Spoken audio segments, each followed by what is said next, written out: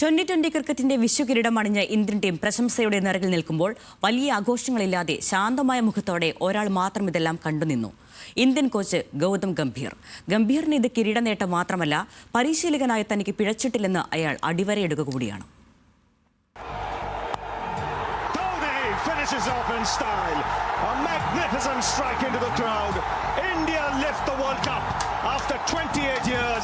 വർഷം 2011 ഏകദിന ലോകകപ്പിന്റെ ഫൈനൽ. 28 വർഷങ്ങൾക്ക് ശേഷം ധോണിപ്പട ലോക കിരീടം ചൂടുമെന്ന പ്രവചിക്കപ്പെട്ട കിരീട പോരാട്ടം. നായകൻ ധോണിയുടെ നേതൃത്വത്തിൽ ടീം ഇന്ത്യ ഇറങ്ങി. ഈ ഭൂഖണ്ഡത്തിലെ തന്നെ കരുത്തരായ ശ്രീലങ്കയാണ് മറുവശത്ത്. ഇന്ത്യൻ മഹാസമുദ്രത്തിൽ ജയവർദ്ധന എന്ന ലങ്കൻ കപ്പൽ നങ്കൂരമിട്ടു. ഇന്ത്യൻ പ്രതീക്ഷകളെ തല്ലിക്കെടുത്തി സെഞ്ചുറിയും കടന്ന ജയവർദ്ധനെ പുറത്തകന്നു നിന്നു. ലങ്ക ഉയർത്തിയ 276 റൺസിനെ പിന്തുടരാനെത്തിയ ഇന്ത്യക്ക് തുടക്കത്തിലെ പാളി. സേവാഗും സച്ചിനും അടങ്ങി. ക്രീസിൽ കോഹ്ലിക്കൊപ്പം തോക്കിലെന്ന നിലപാടെടുത്ത മറ്റൊരാൾ നിന്നു, ഗൗതം ഗംഭീർ.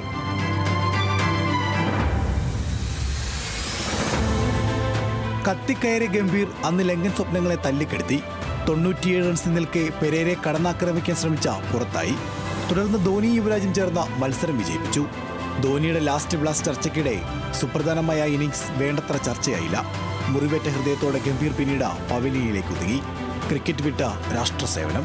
MP കുപ്പായത്തിൽ നിന്നും ഗംഭീർ ഇറങ്ങുമ്പോൾ കൂടുതൽ ഉത്തരവാദിത്വമുള്ള മറ്റൊരു ദൗത്യം കാത്തിരുന്നു: ഇന്ത്യൻ ടീമിന്റെ മുഖ്യ പരിശീലക സ്ഥാനം.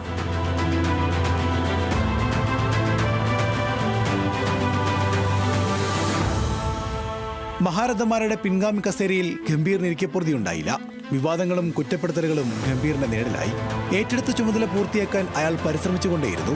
2024 ചുമതല നീട്ടി നൽകിയതിന് പിന്നാലെ 2025 ചാമ്പ്യൻസ് ട്രോഫിയിൽ ഇന്ത്യ മുത്തമിട്ടു. ഗംഭീറിന്റെ കീഴിൽ ആദ്യ കിരീടം.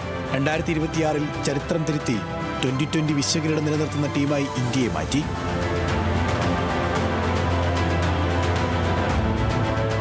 താരങ്ങളെ തെരഞ്ഞെടുക്കുന്നത് മുതൽ മുൻപെങ്ങും പ്രത്യക്ഷത്തിലില്ലായിരുന്ന രാഷ്ട്രീയ പ്രതിസന്ധികളെ മറികടന്നാണ് ഈ വിജയം.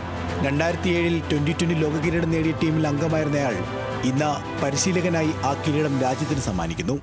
ആഘോഷങ്ങളില്ലാതെ അയാൾ മൂകസാക്ഷിയായി കാലത്തോട് കണക്ക് ചോദിക്കുന്നു. Sports desk, news Malayalam.